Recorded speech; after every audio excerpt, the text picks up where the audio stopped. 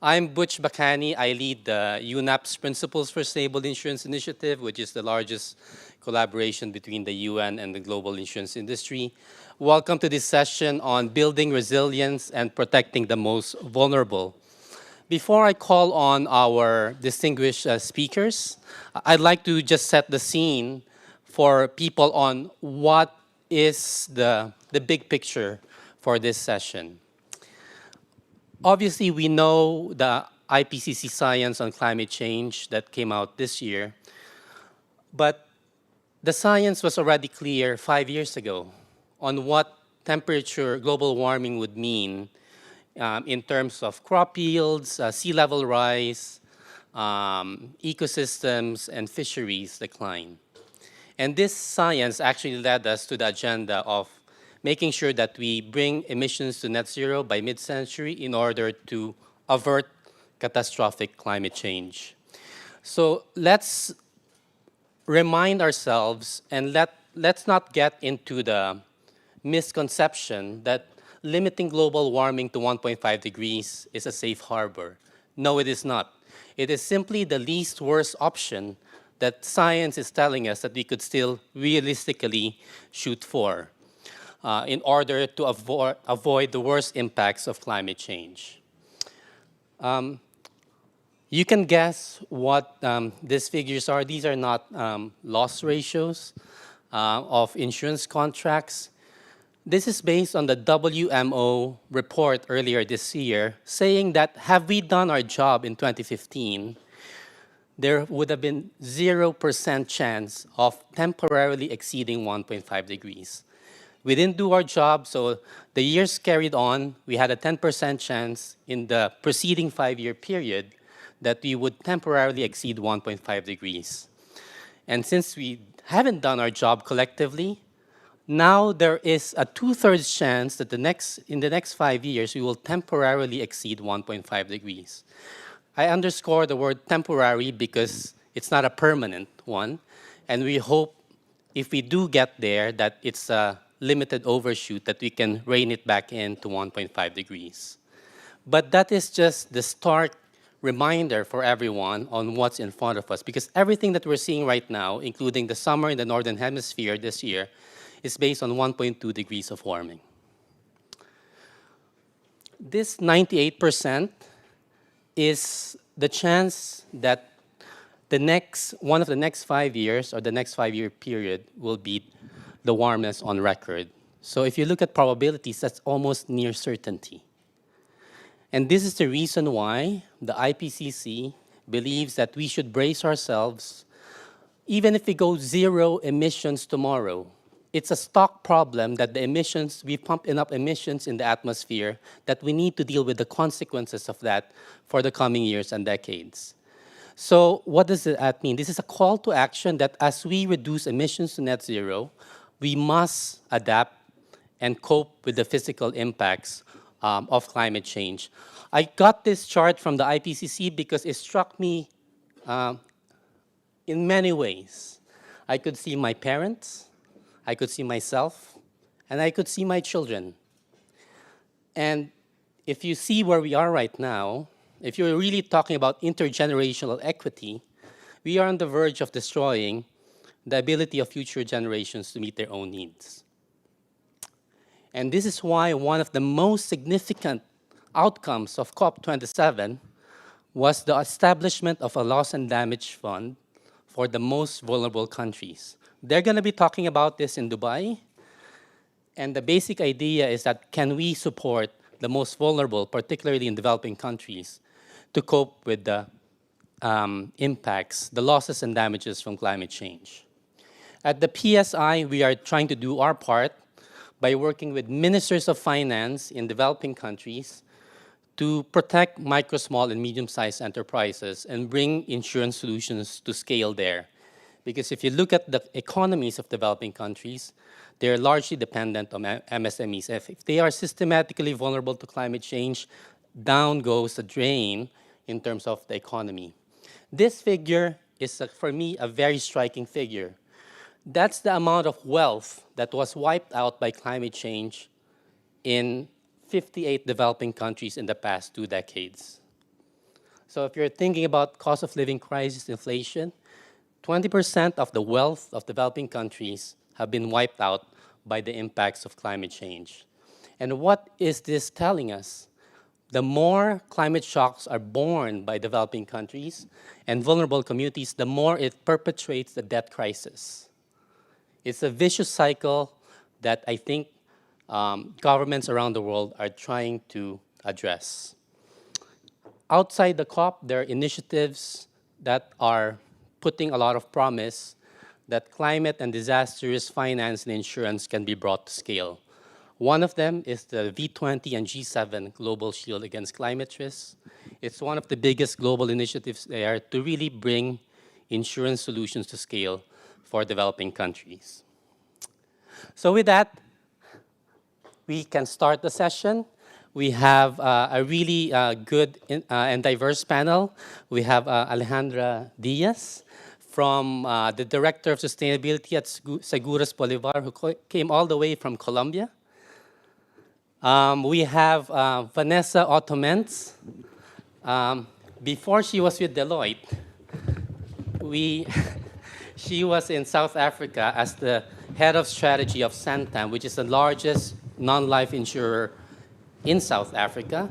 And since South Africa is the biggest insurance market in Africa, then they are the biggest non-life insurer in Africa. And then she went to Deloitte, and she's now a partner there. Can't be reached anymore. But also the global lead for insurance and climate and sustainability. So really good to have Vanessa. She has a lot of institutional memory on the PSI. And last but not the least, our colleague, Josh Ling. I've known Josh for a long time. He was in the inclusive insurance space for the longest time. He went to my home country, the Philippines, and worked for the Asian Development Bank. And now he's with the Global Shield Solutions platform in Frankfurt. And I think you also work at the World Food Program in Italy. So there you have it. That's our panel. I'll start with Alejandra from Colombia at the corporate level to really understand how a Colombian insurer who does business in Latin America is really trying to help communities build resilience and cope with the physical impacts of a changing climate. Okay, thanks, Butch. Thanks for the UNEP for inviting us to share our views.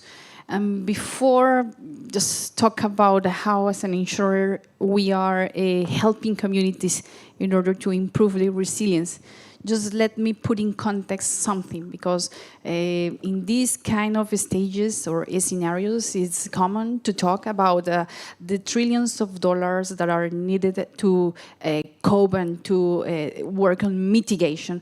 But we talk less about adaptation, and it is important just to put in context, in a local context, what climate change mean for a country like mine in Colombia, in the global south. And as Wendy, a moderator from a panel last day mentioned, transition is a local issue. And it is important to give you a perspective about Colombia. We are, in terms of surface, we are a country that is roughly 4 times what is Spain. We have 52 million people, and we represent just 0.2% of the total, the global emissions. But we have huge ambitions in order to reduce our emissions. We committed to reduce emissions by 2030 by 51%. Which is a pledge similar than the one that has Japan or Canada. And the ambition is challenging when you have the numbers that I'm going to share. We have almost 2.7 million of farmers, and 95% of our farmers are low-income farmers. Oil and gas and mining represent 8% of our GDP. 39% of our population lives in poverty, and our rates of inequality are really high, 0.7%. So as if there was not enough, we are one of the most vulnerable countries in the world to climate change. And this due to several reasons. One, the rates of poverty and inequality that I mentioned before. Weather-related risks have increased 600% in the last decade.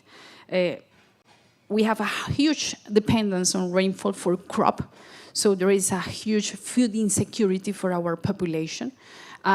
We have a power matrix mainly done by or composed by hydropower. 70% of our electricity or power consumption came from hydropower, which made our country very vulnerable to drought. And our location, 50% of our territory, it's under high risk to several weather risk situation or events. It means that at least 30% of our population, 7 million people, are the most vulnerable to climate-related risk. And insurance penetration is less than 3%. So there are different reasons to feel concerned about the huge ambitions that we have in order to reduce our emissions, but on the other hand, our high vulnerability. And I'm totally agree with what Nicole mentioned in the previous panel about this is, unfortunately, most of our conversations in our countries are about mitigation and less about adaptation. And we have several commitments in order to reduce, and we have goals in order to reduce our emissions, but less goals in order to adapt and make our communities more resilient. If we do not invest enough in enhancing resilience and adaptation, it might cost for us from 1.5% to 2.5% of our GDP. So as financial sector and as an insurance industry, we play a key role precisely to support a just transition that avoids unemployment, that avoids food insecurity, avoids poverty, but also to prepare our citizens to become more resilient to climate change.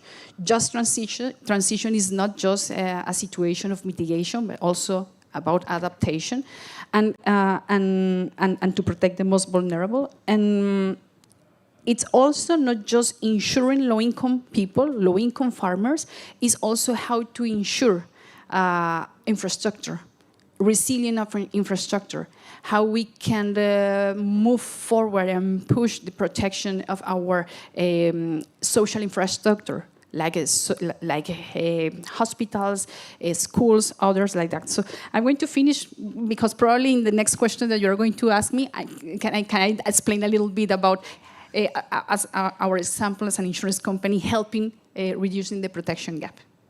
Good. That's my question. I want concrete examples of what you're doing that could shed light, at least for the audience, on what's happening in Colombia and what are the actual efforts by your company to do that. And I know it sounds so daunting with all of the things that we need to do. We need to go net zero. We need to have resilient infrastructure. We need to have, but we have to start somewhere.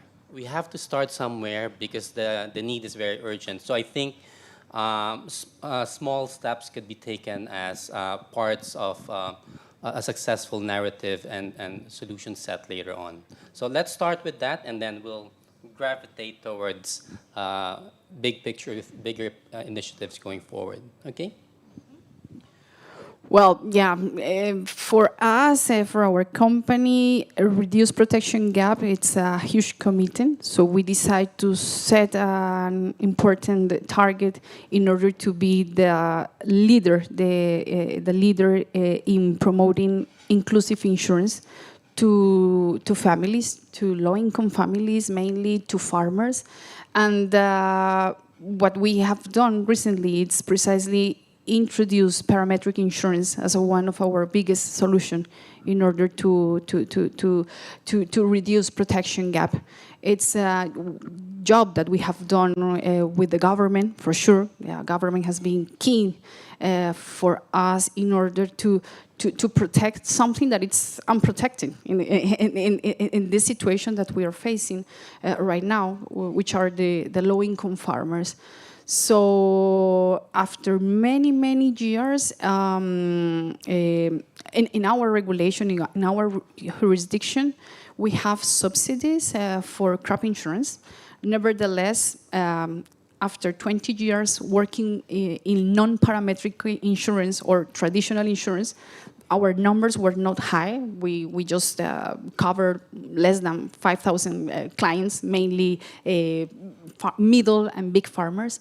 But just in less than 2 years, we have increased 20 times the number. So now we have a huge number of low-income farmers that are being protected against drought and excess of rainfall due to parametric insurance. And this is because we have worked with aggregators like associations, like coffee growers associations, cocoa associations, working with the government, who is also giving subsidies in order to cover a huge and an expensive risk, which is this kind of risk in agriculture.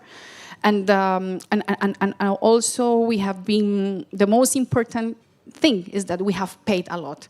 And that's probably what makes this kind of products more attractive and provide confidence to clients. And it's that we have paid just the last year $4 million, which is huge for 15,000 small farmers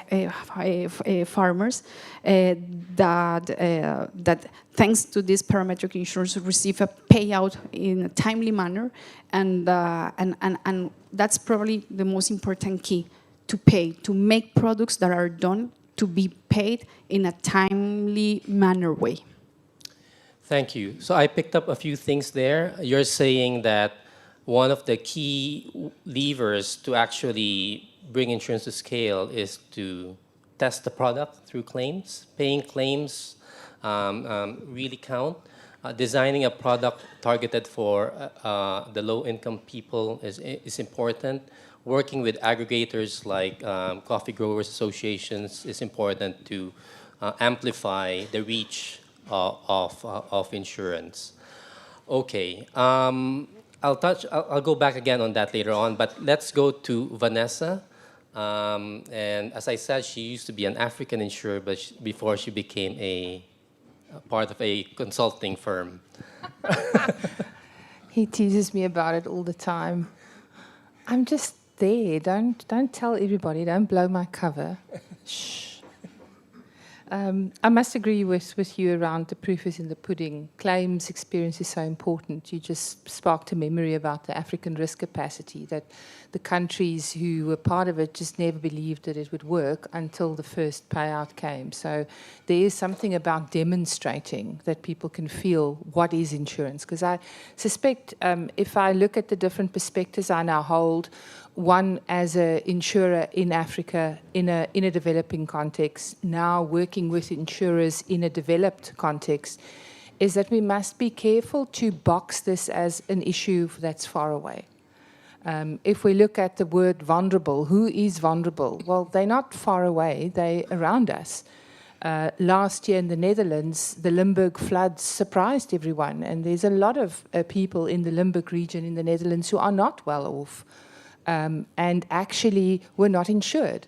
And it's a big dilemma for the Dutch government, and they've actually commissioned a study now on what can be learned from the Limburg floods. Why were there not warnings?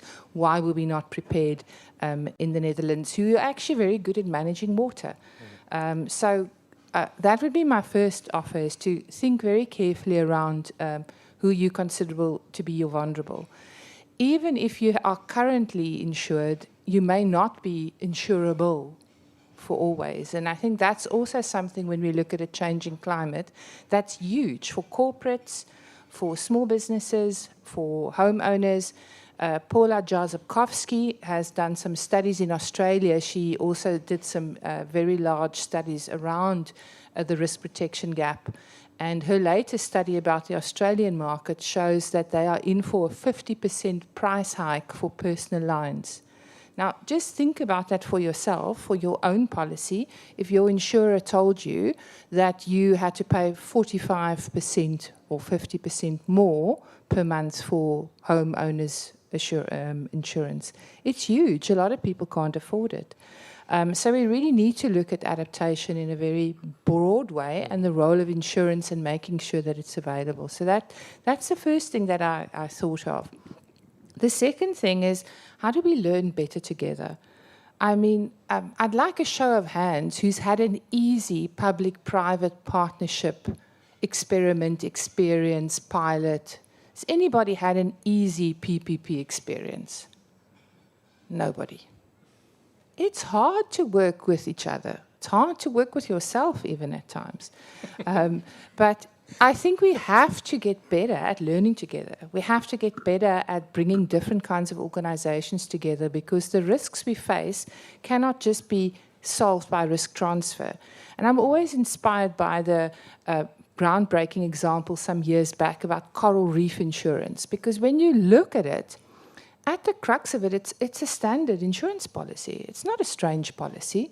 But what's innovative about it is the community around it and the way it works. And we need a lot more of that, because I really think that can drive risk protection up.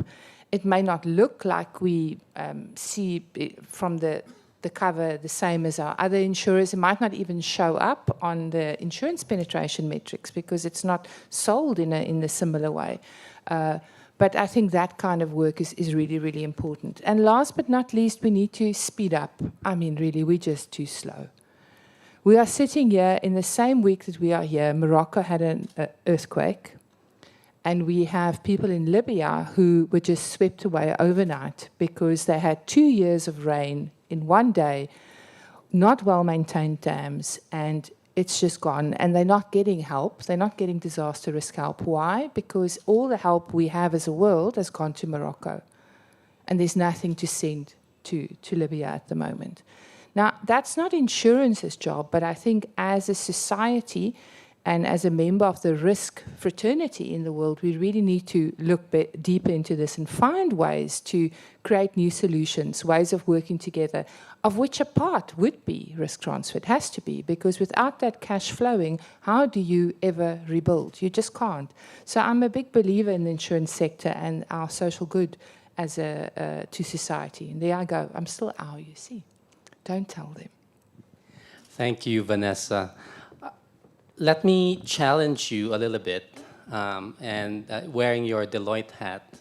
So I've heard the protection gap thing for years, and we're still talking about it. And you go from one event or one conference to the other, it's largely the same banana all the time. People would say we need to have better disaster risk reduction, better land use planning. We need to have better insurance literacy. We need to have enabling regulatory and policy frameworks for this to foster. We need to make sure that insurance products are designed with the target profile in mind and those things. And yet, after so many events, so many sessions, there's still a widening protection gap. So what is it that we need to be doing that we haven't discovered yet? Is this your point about working together better? And I just also wanted to highlight the point that when we talk about climate change mitigation, adaptation, these are not competing priorities. We're not saying we should simply prioritize mitigation over adaptation or the other way around. We should do both. But it's very hard, right? So what is it that we can do to actually, because this is not rocket science. We've seen a lot of experimentation around the world where there's success. The Philippines is a great example. My own country is a great example where inclusive insurance has really been brought to scale. Colombia is another one. So what is it that we need to do more, Vanessa, to really bring things to scale and not be limited to simply pilots, right? Well, it's a very good question. I wish I could answer it fully, but I'll offer some perspectives. One, I think that part of our dilemma is that we are stuck in old practices. So we've been doing business a certain way, underwriting in a certain way, and now we have to learn to do it in a different way, but we're not learning fast enough. So there's lots of good guidance coming out. I know we're going to listen to a study about underwriting and nature afterwards. We got the nature guide that was released also from UNEP. But we still have to get the tools, and I think that's where the working together needs to happen. We need to find universities, NGOs, governments, and willing private partners who can lean in and actually create the tooling that's perhaps for the commons. You know, we make it publicly available and get that learning speeding up. The other thing I think is we need to learn how to press on certain points in our collective system. So I'll give you an example. We know that climate transition planning will become a requirement. So if you look at the Corporate Sustainability Reporting Directive, it's a requirement, both for climate and nature. What is also a requirement is that assurance needs to be given. So I think equipping auditors to actually ask useful questions would be quite important. And if you're a corporate insurer, you know that your corporate does business all over the world, where there are vulnerable communities, and you actually want to see their climate transition plans when you underwrite. So I think what it is about is creating that impetus, that little flywheel that turn other wheels so that more things happen in more places, rather than just one or two things. It's not easy, but I think if we all do our little bit, nudge a little bit, and actually pull those levers, things will move quite fast. I'm waiting for the day when the first audit opinion on a very large corporate or FSI says that we cannot give an audit opinion because the climate transition planning is not good enough, and we can therefore not view whether this business is a going concern over the next 5 to 10 years. Given those figures that you've given, that is a real issue. So we need to work on that systems and create then the practical things that people can pick up, that the average underwriter can pick up and just use, because they don't have time to think it all through. They want to do something and they want to be able to do it quite easily. So that's a short answer, but I agree with you. We are not where we need to be. And yeah, I suppose we all have our views on why that is. But that's the two things I would change if I could. Thank you. Let's see how we can bring things to scale even more. So Josh, as I mentioned, he used to be with the Asian Development Bank, which was financing a lot of insurance solutions in the Asia Pacific. And now he's with the Global Shield Solutions platform. Josh, I'll let you explain that and what's the impetus for you. And since there's solutions attached to your title, I think it would be interesting to hear more about what those solutions are. Yeah, absolutely. Thanks very much. So I guess the perspective I can bring is more from the donor side. So the most recent is this Global Shield Solutions platform that builds a lot on the experience of another fund called the Insure Resilience Solutions Fund, both of which sit within the Frankfurt School of Finance and Management. And previously at the Asian Development Bank, we were fortunate enough as well to have financing from the government of Germany to use grants to be able to promote these types of solutions. And so what we were trying to do with that is exactly what my fellow panelists have started to elaborate on. You look at the topic of the session today, building resilience. So insurance is a key part of that, but it's not the only part of that. There's broader adaptation priorities that insurance can really support. And it's these broader interventions in adaptation or disaster risk reduction that can really support to make insurance solutions viable in the long term. So it's really about promoting insurance solutions, promoting uptake of climate risk insurance, but doing it in a way that it fits within a broader ecosystem and in a way that is complementary and offers a holistic risk management solution. And I think the other part of this is that we're talking about vulnerable populations. They're typically the populations that don't have access to insurance, haven't in the past, are contributing a large part of this protection gap. And it's really a challenge. It's something that in some cases I would say is really case by case. It's context specific. It's needing innovation because there have been great solutions, as you mentioned, in Colombia, in Philippines. Some of these markets really have done some innovative work, but they're not always a copy-paste into other markets as well. So what I would say is being from the perspective of the donor, it's really trying to think, how can we bring all this together? How can we promote these partnerships, public-private partnerships, inclusion of civil society as well, that can really represent and understand the needs of vulnerable populations. How do we bring those together where, for instance, it's talking about partners that, for instance, the insurance sector isn't necessarily familiar with working or have experience working with. And so as a model, for instance, the Insure Resilience Solutions Fund requires a partnership to present the proposal. It would be one from the supply side, typically an insurance company, at least one from the demand side representing this target market. And in our case, there needs to be a focus on the low income and vulnerable populations, showing that there is that focus and targeting within the solution, and then seeing the innovative approaches that come to us. So we've seen insurance that is linked to social protection schemes of the government, for instance, or linked to disaster risk management funds of the government, to aggregators that exist in some of these markets that have outreach to significant proportions of the low-income vulnerable populations, whether digital channels, whether microfinance channels. They're not going to solve the complete puzzle, but there's going to be learnings that can be taken on board that perhaps can provide a market that can grow from there.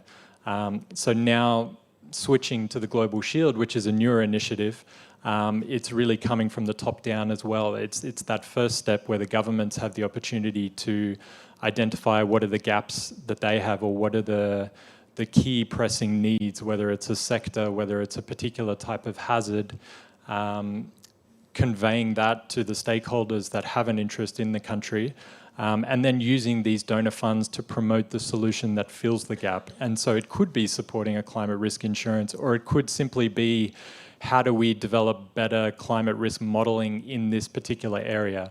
If we have that better climate risk modeling, there's more certainty then for the private sector to be able to have more confidence and say, we're willing to invest in that particular sector. So these solutions and some of the broader landscapes, such as climate risk data that feed into insurance solutions, also have a really key role to play, not only in the insurance, but also in the adaptation solutions, or even in just creating greater certainty for the private sector to say, hey, we're willing to put our money into this sector, into this country, into this region, whatever it might be, because we've all got an awareness of the huge amount of funding that's needed to support these net zero goals, the climate transition, adaptation finance, and beyond. Thank you, Josh. Just in a practical way, so in the PSI, we have a bunch of colleagues who've gone to markets, and we now have a pipeline of MSMEs who want to be covered, who are underinsured or unserved at all.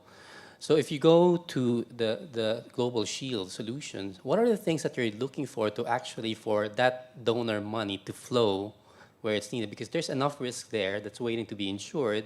There's enough money in the financial system. What are the things that you need so that money will flow to where it's needed in an efficient and effective way?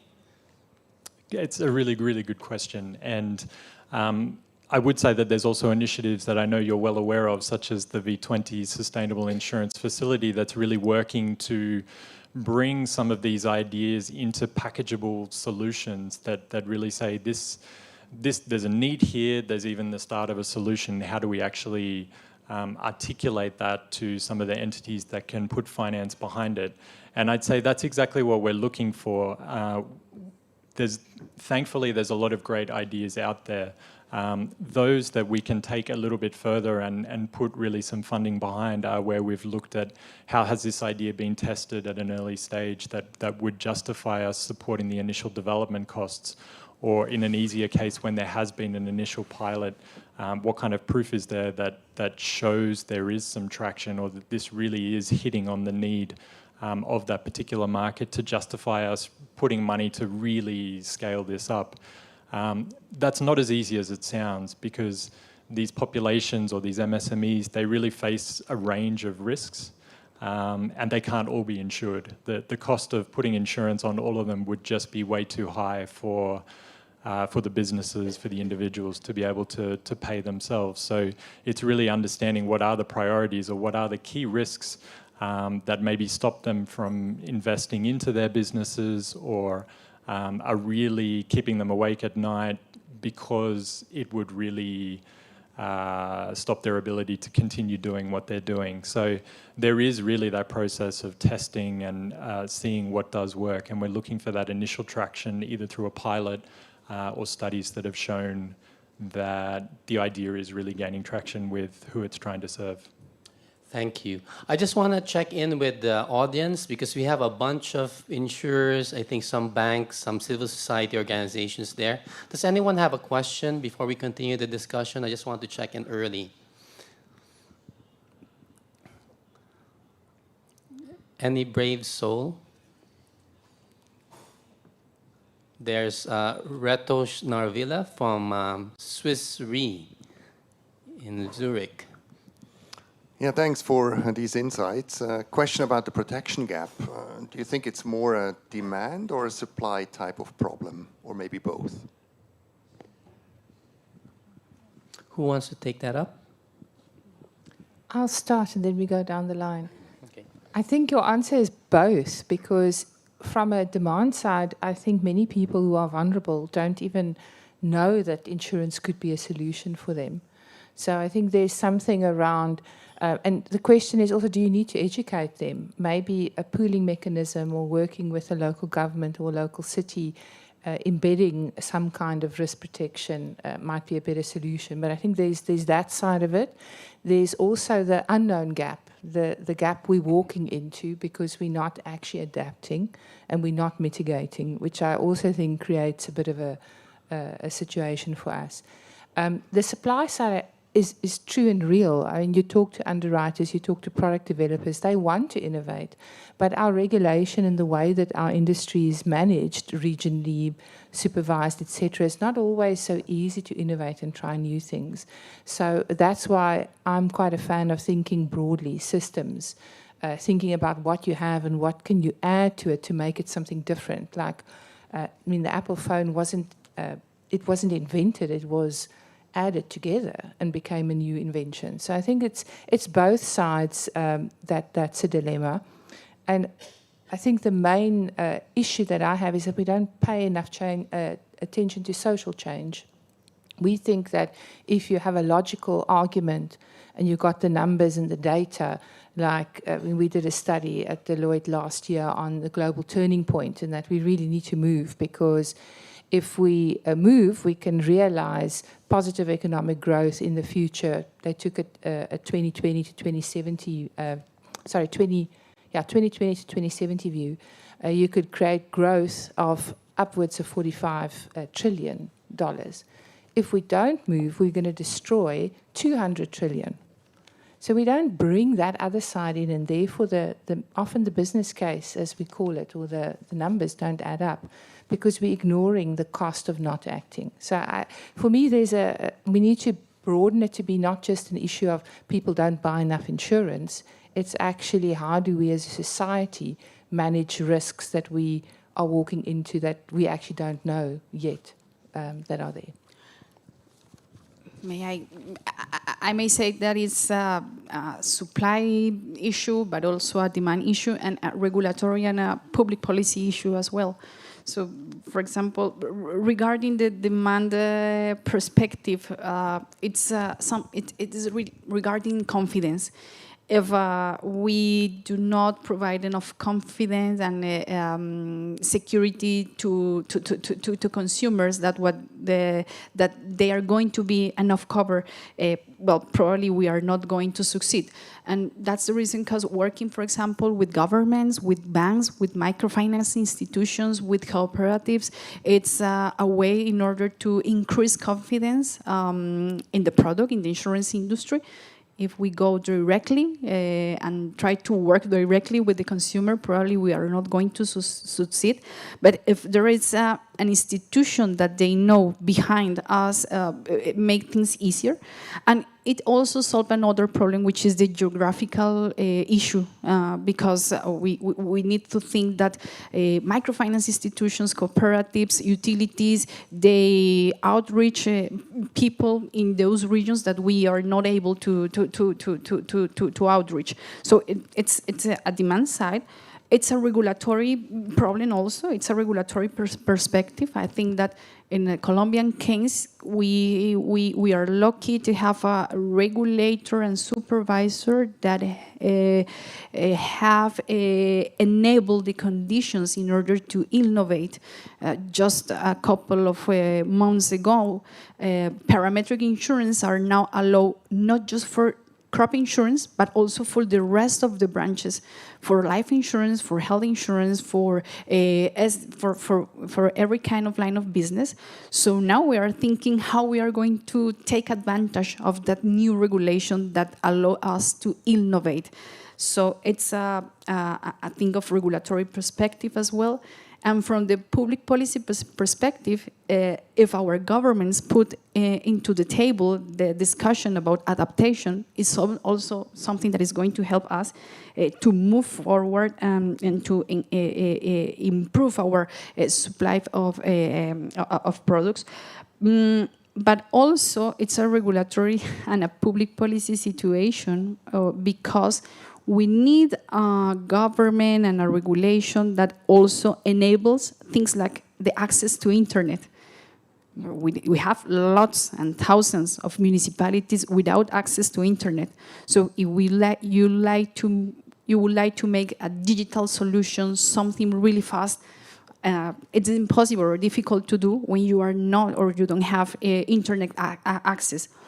Or if you are not, as a country, trying to avoid, for example, the use of cash. We need more people in the financial sector, transfer using digital mechanism, and we also need internet access. And in terms of supply, totally agree. It's also a issue. We need to be more innovative. We need to co-create with our with the distribution channels and with the families and the consumers we would like to reach out. So it's like lots of hands and situations should be done in order to move forward and increase inclusive insurance. Did you want to add anything? Or? Sure. Okay. Yeah, very briefly. I mean, I think supply and demand. I agree with the answers that have been given. They're quite comprehensive. Exposure to climate risk is increasing as well. The hazards are getting worse. We recently looked at a project that was a flood insurance looking to support low-income vulnerable populations living in these high-risk flood areas, but there's increasing urbanization of people moving to these areas as well as receiving insurance protection. So the exposure is increasing as well, and that really emphasizes the need for this holistic approach that's not just insurance, but also well beyond disaster risk reduction and adaptation. Any other easy question from the audience? So easy, Reto. You can do better than that. Shut up then. Anyone there? Just to be sure. Can I ask a question to the audience? So the life and health insurers here, like Deepak from Vitality in the UK, you have no escape. I just was, so Alejandra said that Thank you. in Colombia, parametric insurance is now enabled for all lines of business, including life and health. What do you have parametric insurance products at Vitality, and do you think that's useful? I think the context is different. I mean, as you were kind of inviting questions, I was thinking, but I was checking the time and I thought, okay, maybe not. But just thinking about the kind of question around the protection gap and supply and demand. And Vanessa, you made the point just around future insurability. I think it's a really critical point, because whilst risks at the moment are insurable, the risk landscape is changing so dramatically, and that kind of term VUCA, volatility, uncertainty, complexity, and ambiguity is featuring kind of globally. So risks that are insurable now may not be so insurable into the future. So we as an industry need to adapt, I think, around risk mitigation and risk reduction. And you'll see at the next panel, I don't want to kind of spoil it for everybody and kind of unleash everything, but there are tremendous opportunities, I think, for us to influence and align incentives. And I'm thinking about all stakeholders need to play a role and work together towards reducing risk. I think there's been a kind of a bit of a, and I use this loosely, kind of laissez-faire approach around people saying, I can get insurance, it's fine, I don't need to worry about the risk. And you see that in certain lines. That's a bit of an extreme statement, but nonetheless, and I think we need to work together. And you mentioned public-private partnerships, and there are examples, particularly during COVID, in South Africa, actually Discovery worked very closely with the government around vaccination programs to actually reduce the risk. So a very long-winded answer. I didn't answer your question much, but I created my own question. I took license to kind of make another point. I hope that's okay. Good, that's okay. And I'll try to answer my question, actually. And maybe pose the question to anyone who thinks it's a silly idea. So you talk about parametric insurance. I want to focus on life and health because I think it's under-tapped. So let's imagine Madrid or Bogota. There's a heat wave, and it's 45 degrees. Does that mean a parametric insurance policy would pay out on a certain trigger if the temperature reaches a certain level? Is that the concept of parametric health insurance? And is that available anywhere? Is it available, or yes, where is it available? So, hi everyone. You are stealing the thunder, I will tell you, Butch, from the life and health session. But yes, some of you may be aware, there is a parametric heat insurance that's been launched in India. Yeah. And that's very much embossed, put together on top of a community microinsurance scheme that was already there. And the trigger point is exactly that. It's a temperature, but the interesting part about it really is blurred the line between what is a P&C insurance and what is health and life and income protection insurance, because it's trying to tackle multiple risk areas and hazard areas in that parametric payout. So yes, it's definitely there. Great, I'm happy that you picked it up, because that was a trick question. I knew about that. What about in Colombia? Does it exist? No. No. So we can develop that in Colombia. For MAPFRE, does it exist in Spain? No. There's an insurance product. Well, judging by this summer, we will need it in Europe. Right, okay. Good. We're out of time, but I thought I should just give you like a few seconds, if I may, Ella, to just give us a parting shot on what is the #1 factor for you to scale solutions for resilience. Let's go the other way, since Vanessa has been in deep thought. You want to go? Yes, I'll go. I've been trying to think about what is it that we did at Santam that made the Partnership for Risk and Resilience last, because it's still going strong and it's almost 10 years on. And I think it was the theory of change, having a theory that if you can help municipalities manage the landscape around them better, the quality of risk improves and therefore your business improves.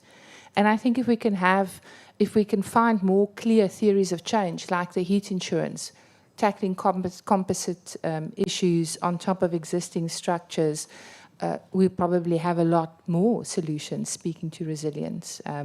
So it's taking a leaf from the NGO world and having a very clear theory of change. I think my answer is going to go down the path of saying distribution channels. I think distribution channels, aggregators that can really reach these markets at scale. Again, easier said than done, and there probably needs to be a variety of them that are coming to the table to offer insurance. I think when the scale is there, the insurance companies have an easier way to step in and become involved. So I would say distribution channels. I would also say, let's not get stuck in the past. I think one of the panelists had mentioned that earlier. Let's not get stuck in past models, because what is possible is changing as well. We've got new technologies, we've got, let's say, digital distribution channels that can reach more people, digital solutions or digital ways of collecting climate data in far more granularity than what we've had in the past that are improving the products. So what hasn't been possible in the past might be possible in the future. Same, good partners, government engage, distribution channels engage in order to have this massive distribution, and also ensuring the collection, the premium, and everything able to co-create and to know that it's a win-win situation. There is a business case on adaptation, there is no doubt, and we need to think out of the box and create these kind of solutions, the one that you mentioned. There is an opportunity for us, and for example, in Colombia, developing a life and health parametric insurance. So yeah, exactly the same. Thanks. So for me, we should wrap all of that scaling factors with speed, because if speed can kill in the context of what happened in Libya or Morocco, but a stitch in time also saves 9. So I think where insurance can help, I think that's the reason why parametric can also help, because of the speed. It doesn't have to, it has to be both scale and speed in order to make a difference out there. And I think we're seeing nuggets out there of what we can do to drive systemic change. Thank you so much to the panel, and we'll go on to the next one. Thank you.